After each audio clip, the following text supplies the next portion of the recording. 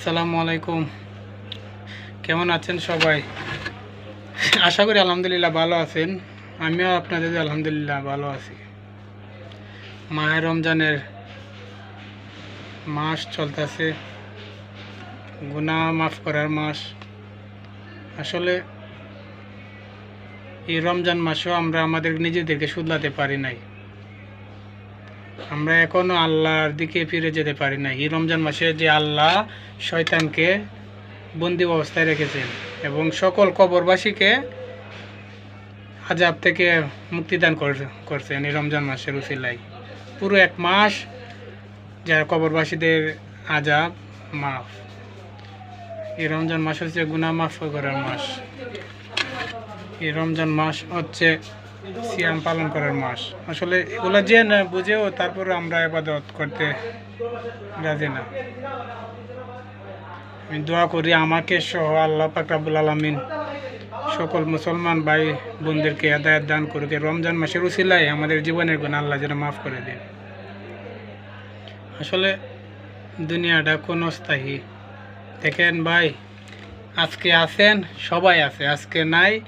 আজকে যদি কালকে যদি আপনি মারা যান, দেখবেন একদিন 2 দিন 3 দিন বন্ধু বান্ধব সবাই, এমনকি আত্মীয় স্বজন সবাই আপনাকে ভুলে যাবে। গোনা দিন 40 দিন আপনাকে স্মরণ রাখবে,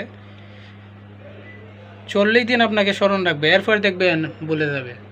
তখন বুঝবেন যে কবরে গিয়ে তখন আমরা বুঝবো যে আসলে দুনিয়াতে যে হুজুরেরা বলতো পাদ দুনিয়া ও মাজরাতুল আখিরাত, দুনিয়াটা আখিরাতের বাজার। আসলে আমরা এখান থেকে কি বাজার সদাই করে নিয়েছি সেটাই আমরা নিজেরা এখনো বলতে পারি না।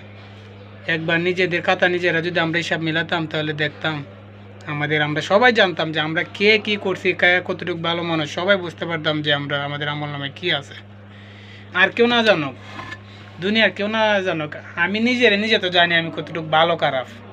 তাহলে নিজে ভাই নিজে জিজ্ঞাসা করেন যে আমি কী করছেন এই দুনিয়াতে, কার লাগে কী করতেছেন। আমি দোয়া করি এবং আমার জন্য আপনারা সবাই দোয়া করবেন, আল্লাহ যেন আমাদেরকে হেদায়েত দান করে।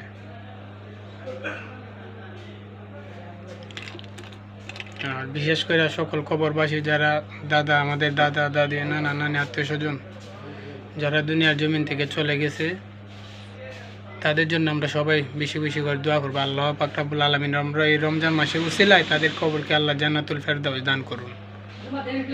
রমজান মাসে উসিলায় তাদের কবরে আযাব যেভাবে মাফ করেছেন, এভাবে যাতে কিয়ামতের আগ পর্যন্ত, জান্নাতে পৌঁছানোর আগ পর্যন্ত তাদের কবরে আযাব আল্লাহ মাফ করে দিন। আমিন। সবাই দোয়া করবেন আমার জন্য। ভালো থাকবেন। আসসালামু আলাইকুম।